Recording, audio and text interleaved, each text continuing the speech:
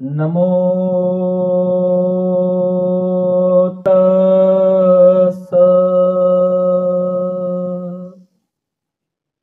भगवतो अरहतो सम्मा संबुद्धस्स।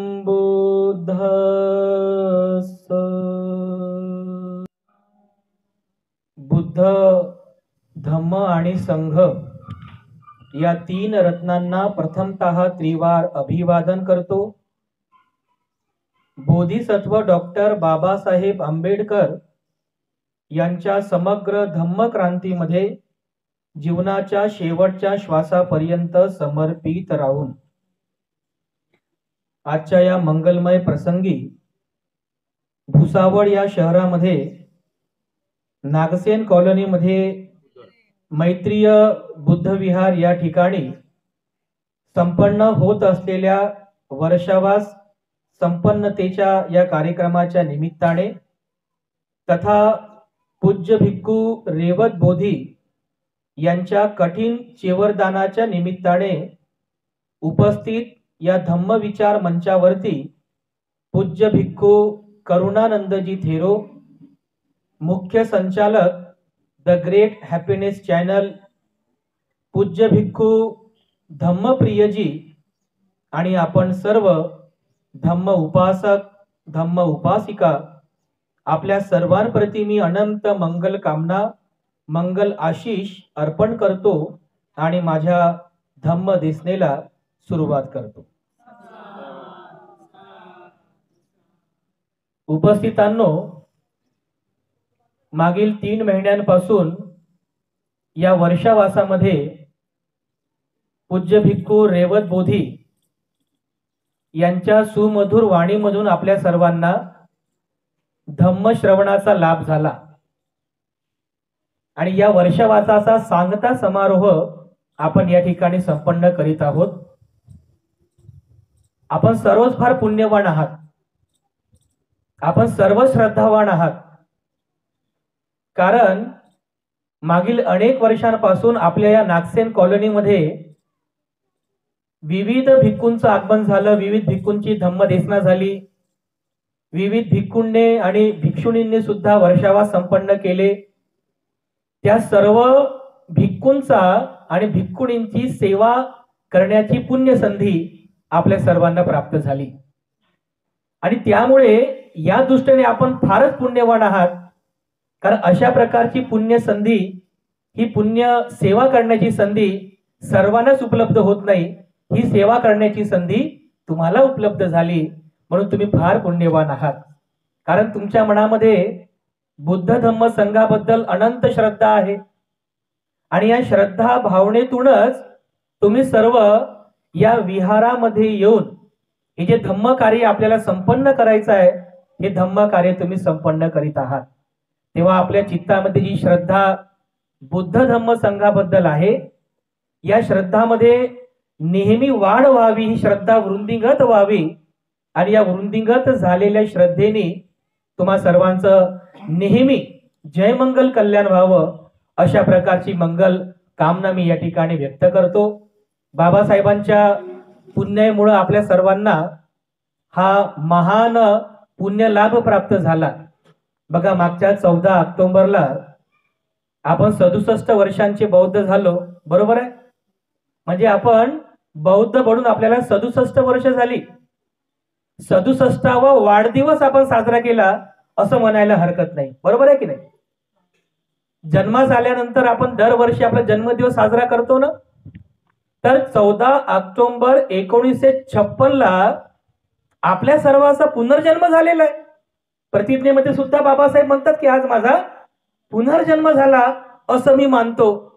म्हणजे एखाद्या गर्द अंधारातून कोणीतरी प्रकाशामध्ये यावं किंवा गर्द अंधारामध्ये कोणीतरी दीप प्रज्वलित करून प्रकाशमान करावा किंवा झाकलेलं एकदम उघड करावं, याप्रमाणे आपल्या समाजामध्ये हे परिवर्तन झालं आणि म्हणून 67 वर्षांचा वर्धापन दिवस 67वा वर्धापन दिवस आपण सर्वांनी साजरा केला आणि या सर्वांमागे आपल्याला जी शक्ती प्राप्त झाली आहे, आपल्याला जे बल प्राप्त झालं ते डॉक्टर बाबासाहेब आंबेडकरांचं आहे. बाबासाहेबांच्या जीवनातील एक अतिशय महत्वाचा प्रेरणादायी प्रसंग तुम्हाला सांगतो की श्रद्धा कशी असावी. म्हणजे तुम्ही तर सर्व श्रद्धावान आहातच, कोणाची श्रद्धा कमी नाहीये, सर्व श्रद्धावान आहात. श्रद्धा आहे म्हणून तर तुम्ही इथे बसले ना. श्रद्धा जर नसती ना तर तुम्ही इथे मंडपामध्ये बसूच शकले नसते. श्रद्धा आहे म्हणून तुम्ही इथे बसले, श्रद्धा आहे म्हणून तुम्ही दान पुण्य करता, श्रद्धा आहे म्हणून तुम्ही सेवा करता आणि सगळ्यात महत्वाचं श्रद्धा आहे म्हणून तर तुम्ही धम्मदेसना ऐकता. ऐकण्याची सुद्धा मानसिकता नसते. हे सर्व घडते केवळ श्रद्धेमुळं. बाबासाहेबांच्या जीवनातील एक उदाहरण तुम्हाला सांगतो की श्रद्धा कशी असावी, बुद्धांवरती श्रद्धा कशी असावी. बाबासाहेबांच्या जीवनातील एक उदाहरण तुम्हाला सांगतो. यावरून तुम्हाला खूप चांगली प्रेरणा मिळेल की बाबासाहेबांची बुद्धांवर कशी श्रद्धा होती. किती म्हणजे ज्याला म्हणतील की किती श्रद्धावान बाबासाहेब होते. कधीही कमजोर न होणारी श्रद्धा, डामाडोल न होणारी श्रद्धा, वीक न होणारी श्रद्धा, अशी बाबासाहेबांची श्रद्धा बुद्धांवर होती. तर एकदाचा प्रसंग आहे. बाबासाहेबांनी 14 ऑक्टोबर 1956 बौद्ध धम्माची दीक्षा घेतली, बौद्ध झाले आणि त्यानंतर नोव्हेंबर महिन्यामध्ये 1956च्या नोव्हेंबर महिन्यात बाबासाहेब आंबेडकर काठमांडूला गेले होते. कारण काठमांडूमध्ये बाबासाहेबांचा एक सन्मान करण्यासाठी आणि बाबासाहेबांचं त्या ठिकाणी भाषण ऐकण्यासाठी त्या ठिकाणी बाबासाहेबांना निमंत्रित करण्यात आलं होतं. तर बाबासाहेब ही सर्व स्थळं म्हणजे बुद्धांची जी स्थळं आहेत, सारनाथ वगैरे, या सर्व स्थळांना भेटी देत काठमांडूला पोहोचतात आणि काठमांडूला गेल्यानंतर तिथे जे स्थानिक वर्तमानपत्र होते त्या वर्तमानपत्रांमध्ये बाबासाहेबांबद्दल एक बातमी छापून आली. बातमी अशी होती की बौद्ध धम्माचा स्वीकार करणारे बाबासाहेब पशुपतीनाथाचं दर्शन घेतील. शेवटी प्रश्नार्थक चिन्ह. काय बातमी होती? बौद्ध धम्माचं स्वीकार करणारे बाबासाहेब पशुपतीनाथाचं दर्शन घेतील. म्हणजे घेतील का? पशुपतीनाथाचं एक मंदिर आहे काठमांडूमध्ये. जे लोक काठमांडूला जातात त्यांना माहित असेल, हिंदूंचं मंदिर आहे, पशुपतीनाथाचं मंदिर म्हणतात त्याला, आणि अगदी फेमस आहे. म्हणजे एखादा हिंदू काठमांडूला गेला आणि पशुपतीनाथाचं मंदिराचं दर्शन घेतलं नाही असं होतच नाही. ते एक प्रकारचं धामच आहे. तर जेव्हा बातमी छापण्यात आली तर सगळे पत्रकार लगेच जमले बाबासाहेबांच्या रेस्ट हाऊसला आणि पत्रकार विचारतात की बाबासाहेब तुम्ही पशुपतीनाथाचं दर्शन घेणार का? बाबासाहेबांना थोडा रागही आला, परंतु बाबासाहेब तेवढ्याच मैत्रीने त्या सर्व पत्रकारांना विश्वासानं गॅरंटेड सांगतात की नाही, पशुपतीनाथाचं दर्शन मी घेणारच नाही. कारण माझ्या जीवनामध्ये माझे केवळ 3च शरणस्थान आहे, बुद्ध, धम्म आणि संघ. हेच माझे शरणस्थान आहे. दुसरं माझं कोणतं शरणस्थान होऊ शकत नाही. नथी मे शरणं यंग, बुद्धो मे शरणं वरंग, धम्मो मे शरणं वरंग, संघो मे शरणं वरंग, एतेन सच्चवज्जेन हो तुमे जय मंगल. हे सत्यवचन, या सत्यवचनाने माझं जय मंगल कल्याण ठासून सांगतात बाबासाहेब त्या पत्रकारांना. विश्वासानं सांगतात काही जरी झालं तरी माझ्या जीवनामध्ये बुद्ध धम्म संघ या 3 शरणस्थाना व्यतिरिक्त माझं दुसरं कोणतं शरणस्थान नाहीये. कशी बाबासाहेब श्रद्धा होती. जगाला ठासून सांगतात बाबासाहेब आणि गॅरंटेड सांगतात. केवळ सांगायचं म्हणून नाही, गॅरंटेड सांगतात की माझी केवळ आणि केवळ बुद्धांवर श्रद्धा आहे, माझी केवळ आणि केवळ धम्मावर श्रद्धा आहे, संघावर श्रद्धा आहे. या व्यतिरिक्त माझं दुसरं कोणतं शरणस्थान असू शकत नाही. अशी श्रद्धा आपली असावी. अशी मिक्स वाली श्रद्धा नाही, कमजोर वाली श्रद्धा नाही, दिखाऊ श्रद्धा नाही, शोपीस वाली श्रद्धा नाही. जशी श्रद्धा बाबासाहेबांची होती तशी श्रद्धा आपल्यामध्ये असावी बांधवांनो. हे उदाहरण एवढं प्रेरणादायी आपल्यासाठी की जर एवढा मोठा महापुरुष त्यांच्या पायाच्या चरण धुळीची व समान म्हणजे साम्यता आपण करू शकत नाही. जर भारताचा एवढा मोठा महामानव महापुरुष जुन्या चाली रीती रूढी परंपरेचा त्याग करून बुद्धांना स्वीकार करतो तर नक्की काहीतरी असेल ना. या मार्गामध्ये काहीतरी बाबासाहेबांना मिळालं असेल, काहीतरी बाबासाहेबांनी बघितलं असेल, म्हणून तर एवढा विद्वान महापुरुष बुद्ध धम्माचा स्वीकार करतो की नाही याचं आपण चिंतन करायला पाहिजे. आता आम्ही समाजामध्ये फिरतो आणि पाहतो 2 पुस्तक वाचले तर बाबासाहेबांच्या धर्मदीक्षेवरती टीका करतात. जसे बाबासाहेबांपेक्षा स्वतःला विद्वान समजतात की बाबासाहेबांनी असं करायला पाहिजे होतं, बाबासाहेबांनी तसं करायला पाहिजे होतं. अरे जे बाबासाहेबांनी केलं, जे सांगितलं ते तर स्वीकार करा ना. फक्त चर्चाच करायची, दुसरं काहीच करायचं नाही.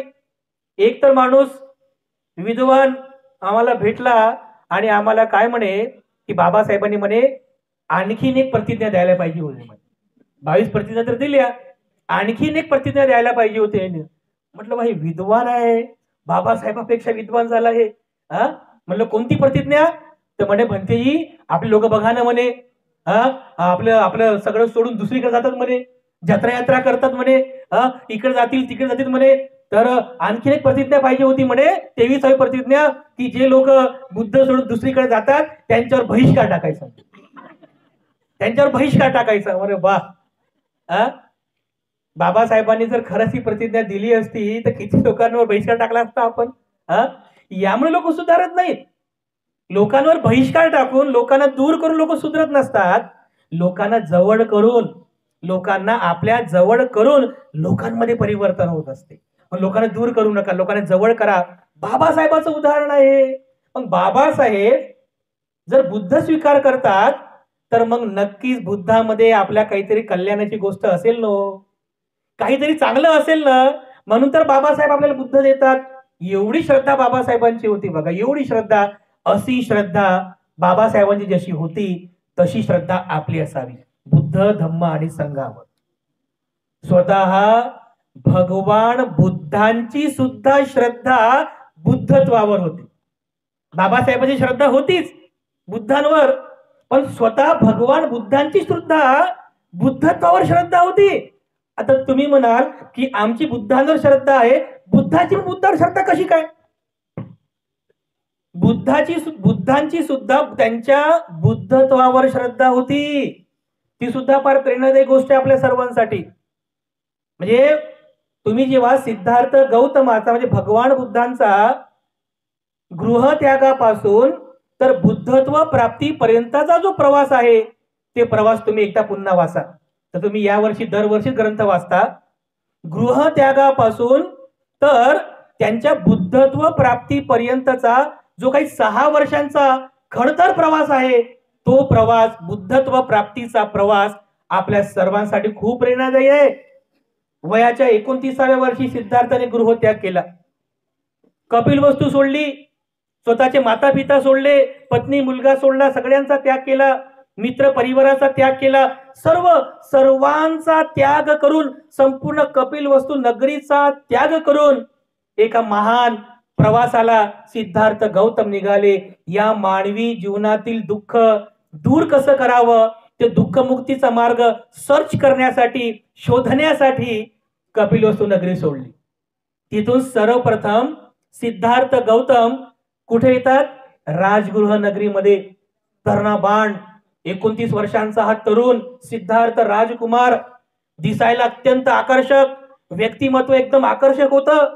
साहित्यामध्ये असं लिहिलेलं आहे की भगवान बुद्ध जर रस्त्याने चालत असत तर चालणारा व्यक्ती सुद्धा थांबून जायचा. म्हणजे बुद्धांचं पर्सनॅलिटी बुद्धांची एवढं प्रखर होती, आकर्षक होती. थांबणारा व्यक्ती लगेच खाली बसायचा, खाली बसलेला व्यक्ती लगेच असा हात जोडायचा आणि म्हणायचा की भगवान मला आजीवन शरणागत उपासक म्हणून स्वीकार करावे.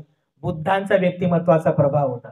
सिद्धार्थ गौतम त्या राजगृह नगरीमध्ये फिरत असताना जो तो सिद्धार्थ गौतमालाच पाहतोय. अरे तो बघा सिद्धार्थ शाक्य कुळात जन्मलेला राजकुमार सिद्धार्थ, अरे तो बघा हातामध्ये भिक्षापात्र घेऊन अरे दारोदारी फिरतो आहे. ज्याने 29 वर्षांपर्यंत सोने चांदीचे जडित असे कपडे परिधान केले, आज तो भगव्या वस्त्रामध्ये विहार करीत आहे. ज्याने सोन्याच्या ताटात खाल्लं 29 वर्षांपर्यंत, अरे तो आज हातामध्ये मातीचं भिक्षापात्र घेऊन फिरत आहे. अरे ज्याने किती सुंदर सुंदर आपला केश संभार केला होता, आज तोच सिद्धार्थ राजकुमार केस विरहित राहून केस मुंडन करून अरे विहार करतो आहे. सगळे लोक आश्चर्यचकित होतात. राजा बिंबिसार पण पाहतो, त्या लोकांची गर्दी पाहतो आणि आपल्या मंत्रीला पाठवतो की जा, अरे बघ तिथे काय झालंय. तो महामंत्री जाऊन चौकशी करून पुन्हा येतो आणि म्हणतो, राजा, शाक्य कुळातून प्रवजित झालेले शाक्य कुलीन राजकुमार सिद्धार्थ हातात भिक्षा पात्र घेऊन दारोदारी भिक्षा मागत आहेत. राजा बिंबिसारला सुद्धा आश्चर्य वाटलं. अरे सिद्धार्थ राजकुमार भिक्षा पात्रात भिक्षा घेतोय, अरे किती हे आश्चर्य आहे. नाही नाही, हे शोभणारं नाहीये, एका क्षत्रियाला शोभत नाहीये. तेव्हा राजा बिंबिसार सिद्धार्थ गौतमाला भेटायला जातात आणि तुम्ही ते वाचलं तर बघा, किमान 3 ते 4 पानांची ती पूर्ण चर्चा आहे, पूर्वार्ध आणि उत्तरार्ध, की राजा बिंबिसार सिद्धार्थाला समजून सांगत आहेत की सिद्धार्थ, आपण क्षत्रिय आहोत आणि क्षत्रियांचा धर्म आहे युद्ध करणे आणि राज्य करणे, शासन करणे, हा क्षत्रियांचा धर्म आहे. आणि एका क्षत्रियाला हे असं भगवे वस्त्र परिधान करणं शोभत नाही, एका क्षत्रियाला हातात भिक्षापात्र घेणं हे शोभत नाही. जर तुला तुझं राज्य नको असेल तर मी माझं अर्ध राज्य तुला देतो, क्षत्रियाप्रमाणे राज्य कर, क्षत्रियाचा धर्म पाळ. सिद्धार्थ काय म्हणतात राजा बिंबिसाराला, म्हणजे खूप खूप मोठी चर्चा आहे, ते शॉर्ट मध्ये तुम्हाला सांगतो. सिद्धार्थाचं एक वचन, सिद्धार्थ म्हणतात की राजा, तुमच्याकडे जेवढी संपत्ती आहे त्यापेक्षा कितीतरी पटीने संपत्तीचा मी एकमेव वारसदार आहे. जेवढी संपत्ती तुमच्याकडे आहे त्याच्यापेक्षा कितीतरी पटीने जास्त संपत्तीचा मी एकमेव वारसदार आहे. मी त्या सर्वांना सोडून जर हे जीवन जगतोय तर नक्की माझा काहीतरी उद्देश आहे. मग तुमच्या अर्ध्या संपत्तीचं मी काय करू राजा, सांगा तुम्ही. सिद्धार्थ गौतम आपल्या संकल्पावर ठाम असतात. तेव्हा सिद्धार्थ गौतमाचं मनोदय राजा बिंबिसार पाहतो की किती राजा बिंबिसारांना समजावून सांगितलं, पण सिद्धार्थ गौतम आपला मनोदय सोडत नाहीत. शेवटी राजा बिंबिसार हात जोडतात आणि म्हणतात की सिद्धार्था, ठीक आहे, पण जेव्हा कधी तुम्ही तुमच्या उद्देशामध्ये यश प्राप्त कराल तेव्हा एकदा तरी पुन्हा राजगुरूला नक्की भेट द्यावी. असं म्हणून राजा बिंबिसार निघून जातो आणि त्या ज्या पांडव लेण्याच्या पायथ्याशी सिद्धार्थ राहत होते त्याच ठिकाणी आणखीन 5 परिव्राजक त्या ठिकाणी आले होते. कौंडिन्य, अश्वजित, महानाम, भद्दीय आणि वप्प. त्या 5ही मित्रांनी सिद्धार्थाला विचारलं, एकमेकांशी चर्चा केली आणि मग त्यांनी ठरवलं की ठीक आहे, आपण 6ही जण सोबत तपश्चर्या करू आणि जीवनामधलं नवीन ज्ञान प्राप्त करू. तर सिद्धार्थ म्हणाले की मित्रांनो, मी आताच गृहत्याग केलेला आहे, सध्या मी नवीन आहे, त्यामुळे सध्या जे कोणते कोणते मार्ग आहेत त्या मार्गाचा मला अभ्यास करायचा आहे. त्यामुळे आता तरी नाही, पण नंतर आपण नक्की सोबत करूया, पण मला सध्याचा तत्वज्ञानाचा मार्गांचा अभ्यास करायचा आहे. असं म्हणून कुशलक्षेम घेऊन नमस्कार करून मग सिद्धार्थ गौतम राजगृहहून कुठे जातात, भृगु ऋषींच्या आश्रमामध्ये. भृगु ऋषींचा आश्रम, भृगु नावाचे ऋषी त्या काळामध्ये होते, देहदंड करणारे, शरीराला त्रास देऊन शरीराला देहदंड करून जीवन जगणारे. तर जेव्हा सिद्धार्थ गौतम त्या भृगु ऋषींच्या आश्रमामध्ये जातात तर भृगु ऋषींच्या त्यांची जी तपश्चर्या पाहतात, म्हणजे सर्च करत आहेत. सिद्धार्थ गौतम नवीन प्रकाशाच्या शोधामध्ये आहेत, तर ते पाहतात की भृगु ऋषींची जी तपश्चर्या आहे ती तपश्चर्या अत्यंत उग्र आहे. त्यांनी पाहिलं की काही काही ऋषी असे आहेत की जे कितीतरी दिवसपर्यंत काहीच खात नाही, उपाशीच राहतात. काही काही भृगु ऋषी असे आहेत की एवढे कंदमूळ खाऊन जगतात.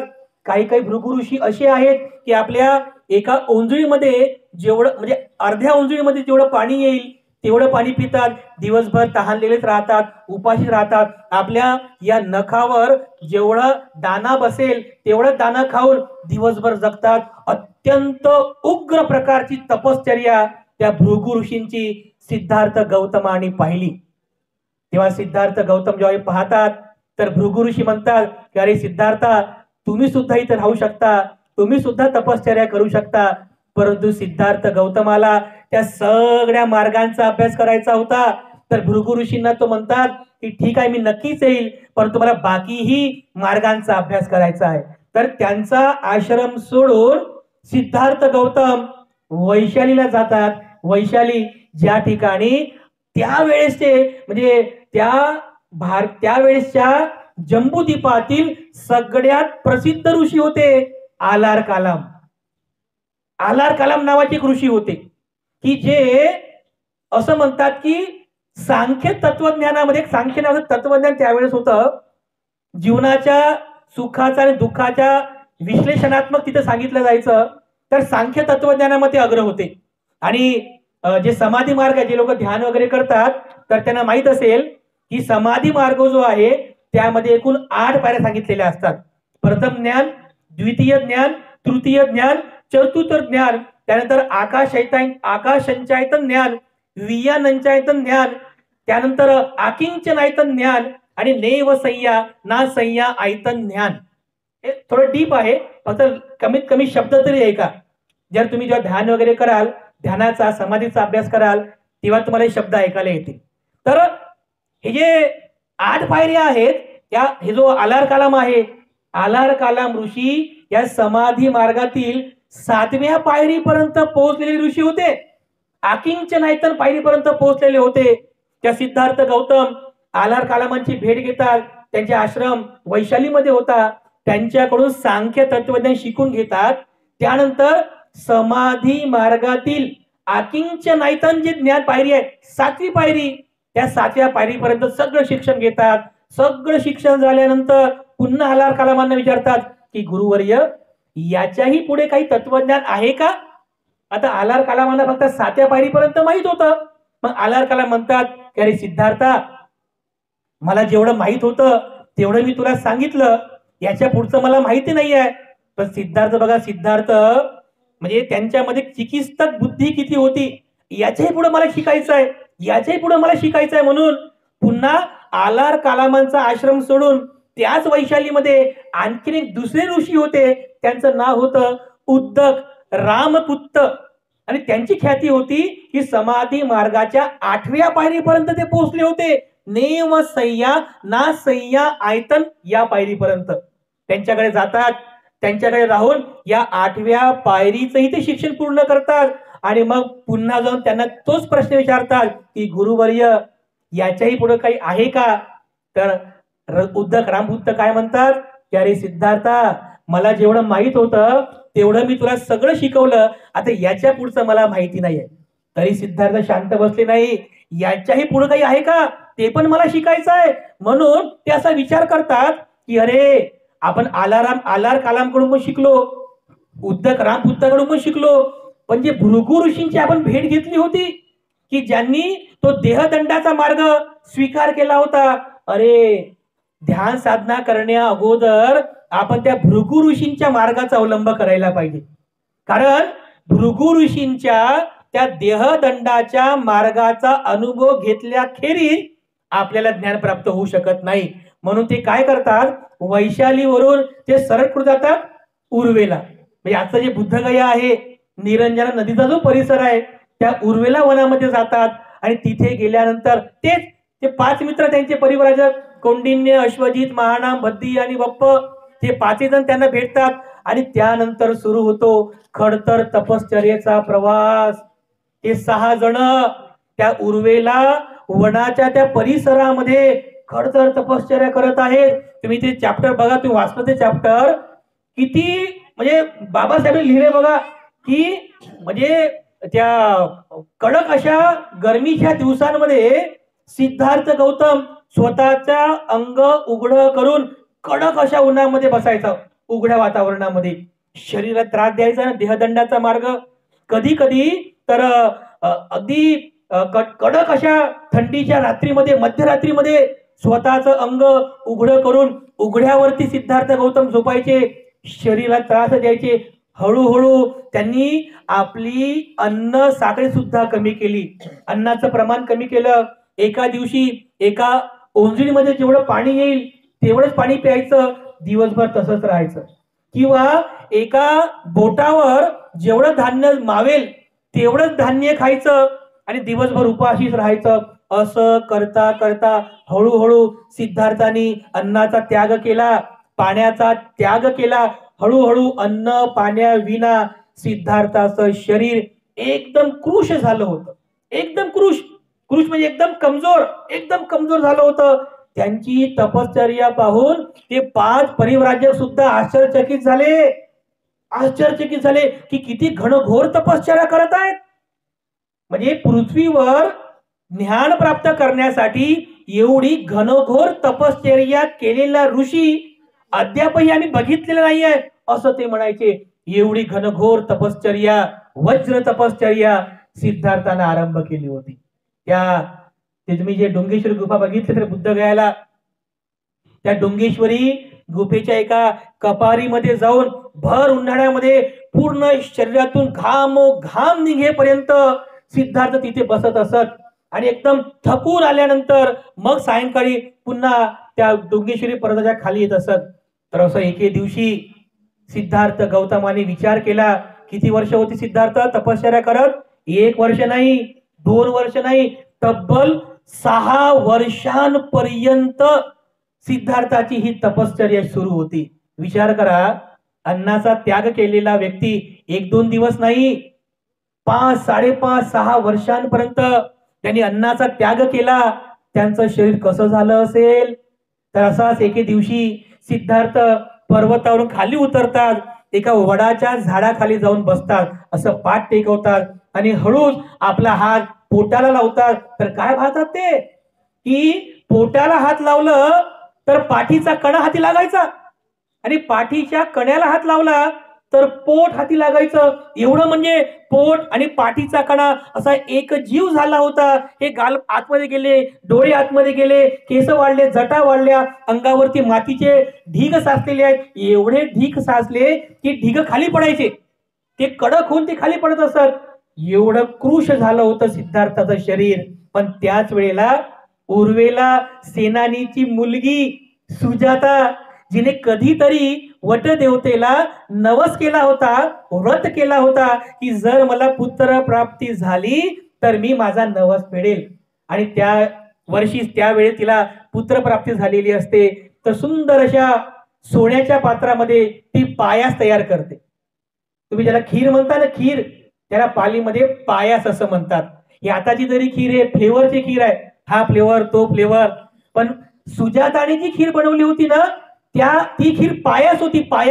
पायास म्हणजे तांदूळ शिजवून म्हणजे भात तयार करायचा आणि नंतर ते दुधामध्ये टाकायचा.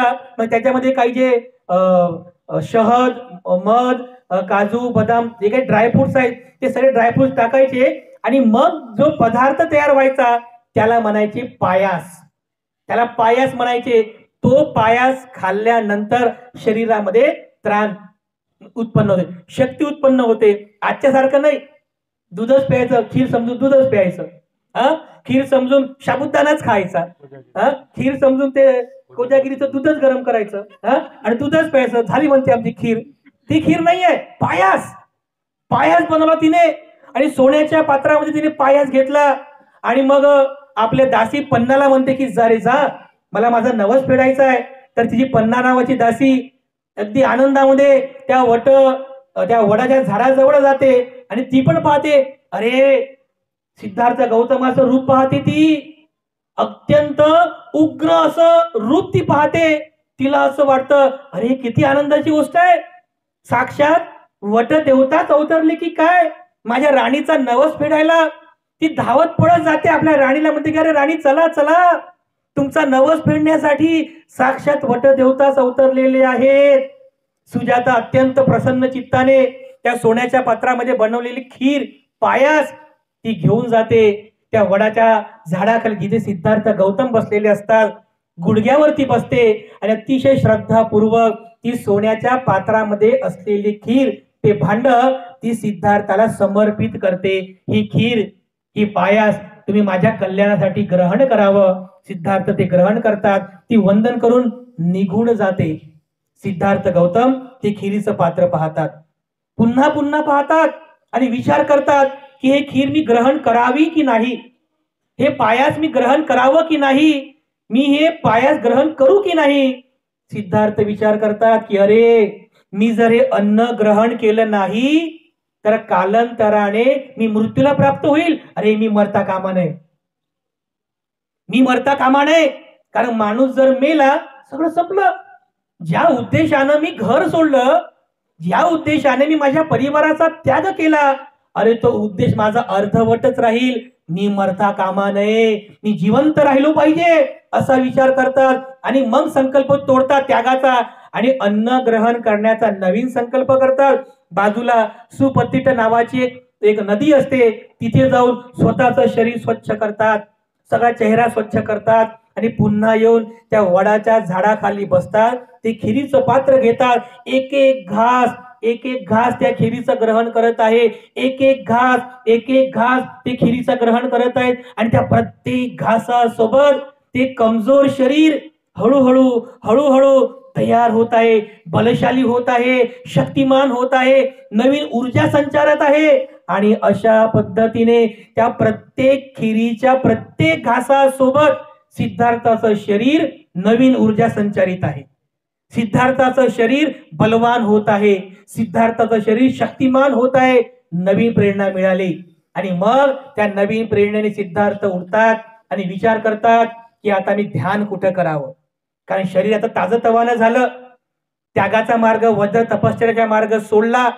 शरीर ताजं झाल्यानंतर, बलवान झाल्यानंतर ती निरंजना नदी पार करून पलीकडे जातात आणि पलीकडे गेल्यानंतर पाहतात की आता मी ध्यान कुठं करावं. ते ध्यानासाठी जागा शोधत राहतात. तर त्यांना एक पिंपळाचं झाड दिसते आणि मग पिंपळाच्या झाडाकडे जाऊन पूर्व दिशेला तोंड करून ते सिद्धार्थ त्या झाडाखाली बसतात, मांडी घालतात, पाठीचा कणा सरळ करतात, डाव्या हातावरती उजवा हात ठेवतात आणि मग सुरू करतात. त्यापूर्वी ते संकल्प करतात. कोणता संकल्प करतात? त्या संकल्पाला म्हणतात वज्र संकल्प. तुम्ही वज्रासन बघितलं असेल ना, बुद्धगयाला त्या सोन्याच्या कटघराच्या आतमध्ये आहे, त्याला वज्रासन म्हणतात. वज्र म्हणजे काय? वज्र म्हणजे जे तुटू शकत नाही, जे मोडू शकत नाही, अशाला वज्र असं म्हणतात. तर त्या आसनावरती बसून भगवान बुद्धांनी म्हणजे सिद्धार्थ गौतमाने जो संकल्प केला, वज्र संकल्प केला. काय संकल्प केला? की आता माझं शरीर सुकून गेलं तरी चालेल, माझं रक्त सुकून गेलं तरी चालेल, पण जोपर्यंत मला मृत्यू आला तरी चालेल, पण जोपर्यंत मला ज्ञानाची प्राप्ती होत नाही तोपर्यंत मी माझं आसन सोडणार नाही. सिद्धार्थ वज्र संकल्प करतात आणि ध्यानाला सुरुवात करतात. तर असं लिहिलेलं आहे, 40 दिवस पुरेल, किमान 40 दिवस पुरेल एवढं फलसाठा, अन्नसाठा सिद्धार्थ स्वतःच्या जवळ घेऊन बसतात आणि त्यानंतर जेव्हा ध्यान करतात, सगळं चिंतन करतात की मी गृहत्याग का केला, काय कारणांमुळे लोक दुखी होतात, त्या दुःखाची कारण काय आहेत, का बरं लोक दुःख करतात, हे सगळं चिंतन करतात. त्यांना पुन्हा आठवते की अरे मी गृहत्याग केला, त्यानंतर युद्ध झालं नाही, शांतता समिती निर्माण झाली, शाक्य कोल्ह्यामध्ये युद्ध पण झालं नाही, पण याचा अर्थ असा नाही आहे की युद्ध समाप्त झालेलं आहे. जरी शाक्य आणि कोल्ह्यांमध्ये युद्ध थांबलं असेल परंतु समस्या सुटलेली नाही. कारण ही युद्ध समस्या एक मोठ्या अशा कलह समस्याचा एक छोटासा भाग आहे. पण आपण पाहतो समाजामध्ये अशा प्रकारचे अनेक युद्ध सुरू आहेत. व भावाभावामध्ये युद्ध सुरू आहे, बहिणी बहिणीमध्ये युद्ध सुरू आहे, भावात बहिणीमध्ये युद्ध सुरू आहे, परिवारामध्ये युद्ध सुरू आहे, परिवारामध्ये युद्ध सुरू आहे, समाजामध्ये युद्ध सुरू आहे, एका राज्यामध्ये युद्ध सुरू आहे. असे अनेक युद्ध आहेत. या सगळ्याचं चिंतन करत आहे सिद्धार्थ गौतम, सगळ्याचं चिंतन करत आहे. 4 पायऱ्याने सिद्धार्थ जातात. बुद्धत्वाच्या प्राप्तीकरिता 4 पायऱ्यांनी भगवान बुद्ध जातात आणि त्या 4ही पायऱ्यांनी जाऊन शेवटी भगवान बुद्ध एक एक पायरी पार करतात. तर पहिल्या पायरीमध्ये सिद्धार्थ गौतम पहिल्या पायरीमध्ये तर्कशक्ती आणि अन्वेषण याच्या साह्याने पहिली पायरी पार करतात. कोणती कोणती? तर्कशक्ती म्हणजे लॉजिक आणि अन्वेषण म्हणजे इन्व्हेस्टिगेशन. एखादा मार्ग स्वीकार करण्यापूर्वी आपल्या तर्कशक्तीने त्याला तुम्ही बघा, स्वतःचा लॉजिक जोडा, तर्कशक्तीने त्या मार्गाचं परीक्षण करा आणि इन्व्हेस्टिगेशन करा, त्याचं अन्वेषण करा. खरंच तो मार्ग कल्याणाचा आहे का? खरंच तो मार्ग माझ्या हिताचा आहे का? तर सिद्धार्थ गौतम पहिल्या पायरीमध्ये तर्कशक्ती आणि अन्वेषण यांच्या साह्याने पहिली पायरी पार करतात. दुसऱ्या पायरीमध्ये ते मनाचा समतोलपणा साधतात. समतोलपणा म्हणजे इक्वॅनिमिटी, म्हणजे सुख आलं तरी मन एकाग्र असावं, दुःख आलं तरी मन एकाग्र असावं, प्रिय असो की अप्रिय असो, निंदा असो की स्तुती असो, सुख असो की दुःख असो, प्रत्येक ठिकाणी तुमचं मन समतोलपणामध्ये असावं. तर दुसऱ्या पायरीमध्ये समतोलपणाची भर घातली. तिसऱ्या पायरीमध्ये सिद्धार्थ गौतम त्या समतोलपणामध्ये सावधानतेची भर घालतात.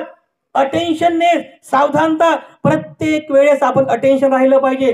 चालताना, बोलताना, खाताना, पिताना प्रत्येक क्षणी सावधानता आपल्यामध्ये असावी. सावधानतेच्या साह्याने तिसरी पायरी पार केली आणि चौथ्या पायरीमध्ये या समतोलपणात, या सावधानतेमध्ये शुद्धतेची भर घातली. सिद्धार्थ गौतमाने आपल्या मनातील राग, द्वेष, काम, क्रोध, मोह, माया, वासना, अहंकार, गर्व, लोभ, दुर्भावना हे सगळे विकार नष्ट केले. मन शुद्ध झालं. अशा पद्धतीने शुद्धतेच्या साह्याने सिद्धार्थ गौतमाने चौथी पायरी सुद्धा पार केली. अशा प्रकारे या सर्व 4 पायऱ्यांनी गेल्यानंतर जेव्हा सिद्धार्थ गौतम त्यांच्या चित्तामध्ये पाहतात की या मानवी जीवनामध्ये 2 प्रमुख समस्या आहेत. 2 प्रमुख समस्या कोणत्या? ते सरळ सुस्पष्ट पाहतात की या जगामध्ये या 2 समस्या आहेत. या 2, ज्याला प्रश्न म्हणू, या 2 प्रश्न आहेत. पहिली समस्या ही आहे की या मानवी जीवनामध्ये दुःखाचं अस्तित्व आहे आणि हे निर्विवाद सत्य आहे. हे कोणीच नाकारू शकत नाही. या मानवी जीवनात दुःखाचं अस्तित्व आहे, हे निर्विवाद सत्य आहे. ही पहिली समस्या सिद्धार्थ गौतम पाहतात. आणि दुसरी समस्या ही होती की हे दुःख नष्ट कसं करावं आणि मानव जातीला सुखी कसं करावं, ही दुसरी समस्या होती. सिद्धार्थ पुन्हा पुन्हा चिंतन करतात, दुःख पाहतात, दुःखाची कारण पाहतात, त्या कारणांचा निरोध कसा करावा हेही पाहतात आणि कारणांचा निरोध करण्याचा सर्वोत्तम आर्य मार्ग कोणता आहे ते पण शोधून काढतात. चिंतन करतात. असं करता करता 28 दिवस होऊन गेले. 28वी दिवसाची रात्र संपत आलेली आहे. 29वा दिवस उजाडत आहे. अंधार संपत आहे, प्रकाश उजाडत आहे, रात्र संपत आहे, दिवस उजाडत आहे. आणि त्या उजाडणाऱ्या दिवसासोबतच रात्रीच्या उजाडणाऱ्या 3ऱ्या प्रहरामध्ये या मानवी जीवनातील सर्व प्रकारचं ज्ञान सिद्धार्थ गौतम प्राप्त करतात. आणि वैशाख पौर्णिमेला सिद्धार्थ गौतम बुद्ध होतात. वैशाख पौर्णिमेला सिद्धार्थ गौतम बुद्ध होतात. हा बुद्धत्वाचा प्रवास आहे सिद्धार्थ गौतमाचा.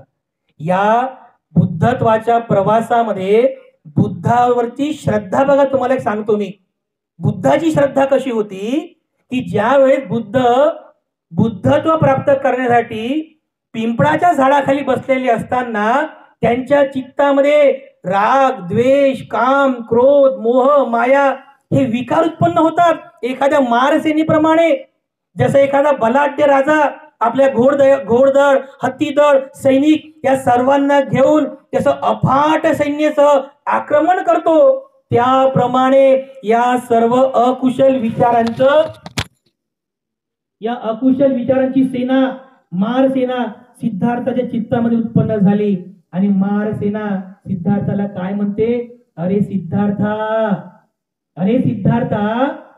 तुम्ही बुद्धत्व प्राप्त केलं यासाठी तुमच्याकडे काय पुरावा आहे? तुम्ही बुद्ध झाले याकरिता तुमच्याकडे काय पुरावा आहे? परंतु आम्ही तुम्हाला बुद्ध होऊ देणार नाही, आम्ही तुम्हाला कमजोर करू, आम्ही तुम्हाला बुद्ध होऊ देणार नाही. तेव्हा त्या महारसेनेला सिद्धार्थ काय म्हणतात माहित आहे? त्या महारसेना सिद्धार्थ म्हणतात की हे महारसेना, हे महारसेना, मी तुला जाणलेला आहे. मागच्या अनेक जन्मापासून तूच मला या जन्म मृत्यूच्या फेऱ्यामध्ये फिरवत आलेली आहेस, परंतु आता मात्र तू माझं काहीही वाईट करू शकत नाही. तू मला बुद्धत्व प्राप्त करण्यापासून रोखू शकत नाही, कारण माझी बुद्धत्वावर श्रद्धा आहे. सिद्धार्थ भगवान बुद्ध त्या महारसेना सांगतात की माझी बुद्धत्वावर श्रद्धा आहे.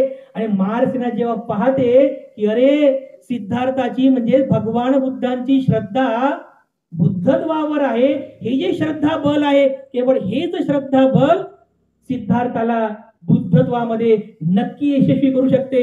श्रद्धा बलापुढे महारसेना सुद्धा टिकली नाही, महारसेना नष्ट झाली, सगळे विकार नष्ट झाले. आणि त्याच समयी सिद्धार्थ गौतम त्या बुद्धत्वावरच्या श्रद्धेने बुद्धत्वाला प्राप्त करतात.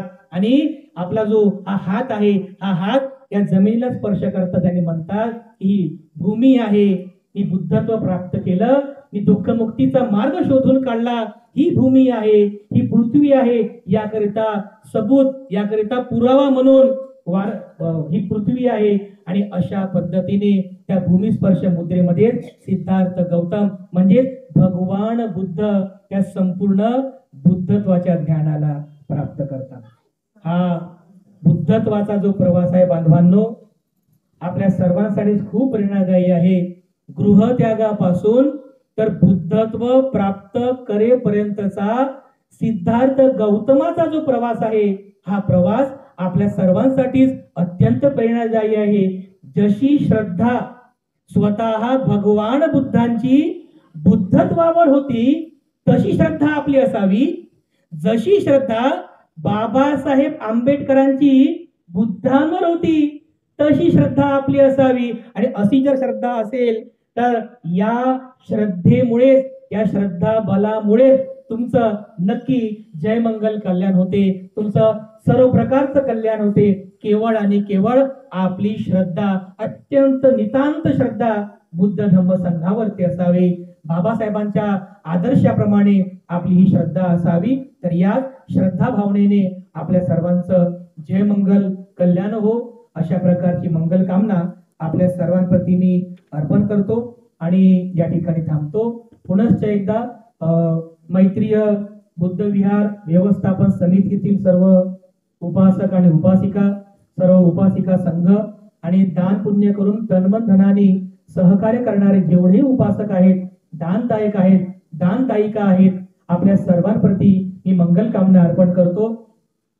भिक्खू रेवत बोधी असं यांचा बालेकिल्ला तिकडे नांदेडचा आहे, नांदेड परभणी साईडला राहतात.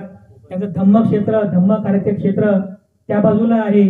परंतु त्यांनी आम्हाला विनंती केली होती की दुसऱ्या ठिकाणी जो वर्षावास करावा, त्यामुळे त्यांना आम्ही सूचित केलं आणि त्यानुसार भंतेजी या ठिकाणी आले. पण केवळ आपल्याच विहारामध्ये नाही, तर काल बघा तिकडे कंडारीमध्ये वर्षावास समापनाचा कार्यक्रम झाला, ग्रंथ वाचनाचा सांगता समारोह झाला, तिथेही भंतेजींनी धम्माचं कार्य संपन्न केलं. तर या सर्वांग दृष्टीने मला वाटते आपल्या सर्वांना भंतेजींच्या या वास्तव्यामुळे आणि या वर्षावासामध्ये खूप चांगला धम्माचा लाभ झालेला आहे. आणि ज्या काही छोट्या मोठ्या गोष्टी राहून गेलेल्या असतील तर त्या गोष्टी आपण पूर्ण करण्याचा प्रयत्न करावा. जे जे पुण्य आपण या वर्षावासामध्ये केलं, या पुण्य बलाने तुम्हा सर्वांचं जय मंगल कल्याण हो, अशा प्रकारची मंगल कामना आपल्या सर्वांप्रती अर्पण करतो. या 3 महिन्यांच्या वर्षावासामध्ये ज्या ज्या उपासक उपासिकांनी पंतजींना भोजनदान दिलं, शिवरदान दिलं, अष्टपरिष्काराचं दान दिलं, विहारामध्ये येऊन धम्मश्रवण केला, धम्माचं आचरण केलं, अष्टशील उपवास व्रताचं आचरण केलं, ज्या ज्या कोणी हे सर्व प्रकारचं पुण्य केलं असेल त्या सर्व प्रकारच्या पुण्याप्रती मी अनुमोदन व्यक्त करतो. पुनश्च एकदा आपल्या सर्वांप्रती मंगल कामना